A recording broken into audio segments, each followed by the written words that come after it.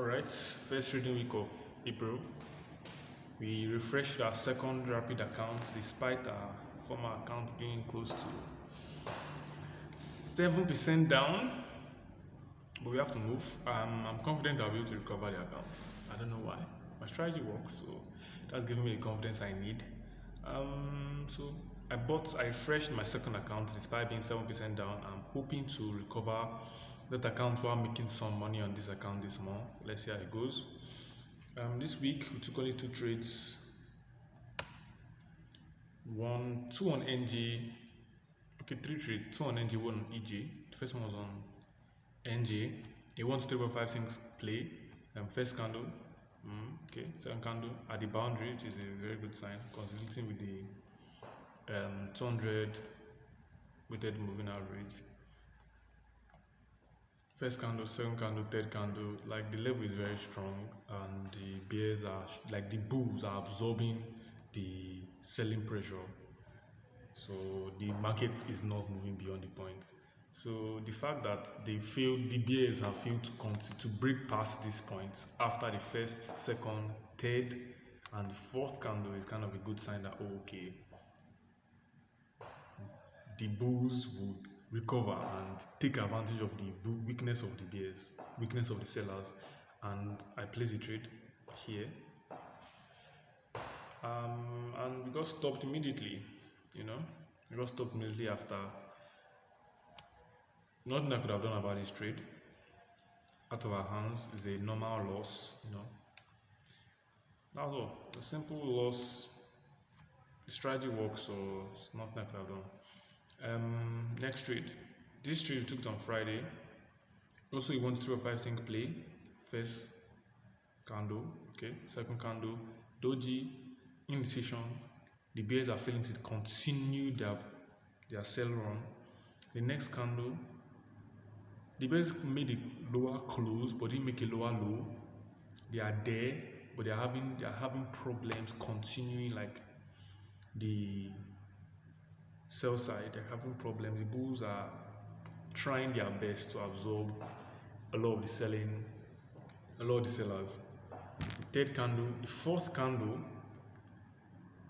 just confirms that the sellers don't have enough energy to continue the sell side. This happens not very often. I don't know why it's happening so often recently. It actually happens often recently. Like I've noticed. First of all, this thing was happening a lot to me while I was in my trade, something like this, then to just sink. So I had to think of a way to be able to profit from the pattern. So this is it, 1 3 4. After the fourth candle closes, you enter the trade and see if it goes to the upside or not. More or less, it has a 50% accuracy, but the frequency at which it happens is very low. So I don't really depend on it as my main strat. My main strat is still up thrust, springs, breakouts, and breakdowns. So, but this one I'm just adding it, because it's annoying as fuck, and it's something that I've been with for a while. That's been happening to me for a long time.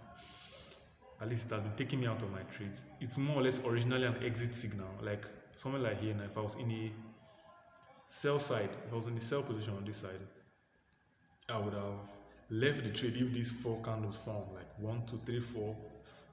If the 4 candles formed in a kind of a 10 pip range, or the close and open are in a 10 pip range, then that means that the direction is fucked. Most of the time after this happens, the play just break evens or stops me out. So most of the time I use this as an exit signal mainly, but I'm trying to use it as an entry signal as well. Failed here. It kind of worked here, but something happened to me. NFP was released by 13:30. I think it's GMT plus 1. Oh yeah, GMT plus 1. 13:30. It was normally when NFP happens, at least I hedge the play. This is the second trade of the week. Happened on Friday. This is the same thing that happened on EJ as well. EJ and NJ, this trade we entered at the same time, and but this one was an up thrust, not really a 1 3 or 5 sync play. It's an up thrust. This we didn't enter it because I have a rule that says if the pattern is 0.5% deviation, more than 0.5% deviation away from the boundary, you will not enter the trade, and this is a bit more than that. Should I have entered it? I think I should have, but I don't want to break my rules. If I am, as far as I'm obeying my rules, I'm mentally alright. That's why I was mentally stable enough to enter two correlated trades and risking 1.5% instead of 0.75. I only enter correlated trades when I'm actually mentally online, like, oh, I'm like, if they both go south, I get 1.5 down, I'll be calm, like, I'm alright, I'm all good.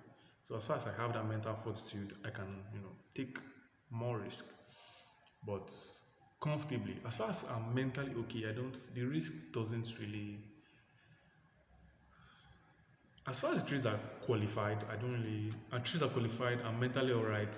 There's no reason not to enter qualified trades. I enter a maximum of 2 qualified trades at once. So it's risking 2.1 is even too much, honestly.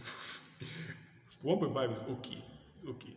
And most of the time, the currencies are not like hardly correlated. Like, oh, if it goes to one goes to the other, one goes. So, you know, enter the trade as well at the same time. Same thing that happened. NFP was released, but I knew that we would have issues managing the hedge for both currencies. So I closed EG while it was at break even. I closed EG while it was at break even. So I closed this play at break even. Then NG was a play I took my time and focused to hedge because it's kind of one of my favorite pairs. Um, yeah. So we hedged the play. How did you hedge it? First of all, this original trade, we remove the SL, remove the TP because spread can fuck up your play a lot. Remove the SL, remove the take profit. We now place the opposing trade on the sell side. Then, as the news was released, this happened, came to start looking in a direction. We thought it was the sell side. More like when I place the opposing trade and I place the hedge and remove all the TP and SL. What I'm waiting for is what direction does it move into? The direction it moves into and stays in, I'll close one side and let the other side continue. That's what's supposed to happen. But this came quickly to the sell side and went back up quickly. So is it going to the sell side? Is it not? I didn't know. So I waited. It stalled a lot at this level for about like 5 minutes. So I was like, okay, it's not the sell side. So I closed the sell side position, booking a 0.5% loss. After I booked that loss, I placed the buy side, the original trade. I raised the SL to about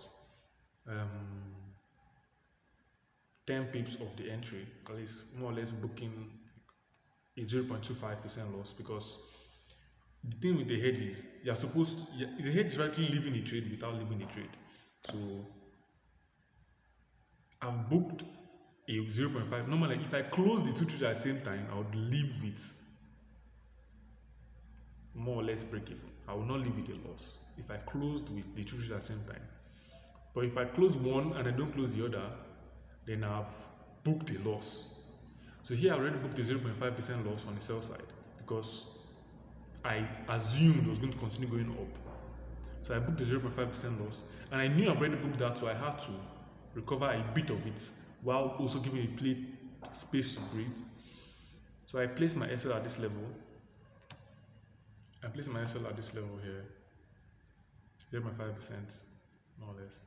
0.25, half of the original loss. Then stopped me out, booking a 0.25 profit, overall booking a 0.25 loss, which was, well, we did what we could, so there was really nothing we could have done about this. But I regret kind of choosing NG. If I chose EG, I would have been able to, hedge the position much more smoothly. I feel like EG is a much more powerful currency combination than NG, because EG and JPY are the second most traded currencies in the world. I should have chosen EG, but I'm not really a fan of that currency. But it's simply qualified, it does the job, so I don't really have any issues with it. But NG, I'm more familiar with the movement, so I thought it would be a better choice. And it was also in profits, while the other one was on break even, so this was a lot more easier choice to pick. It didn't go well, it got stopped, 0.25 loss. Not bad at all. Overall 1% down for the week. Let's see how it goes. And yeah, that's all. Sayonara.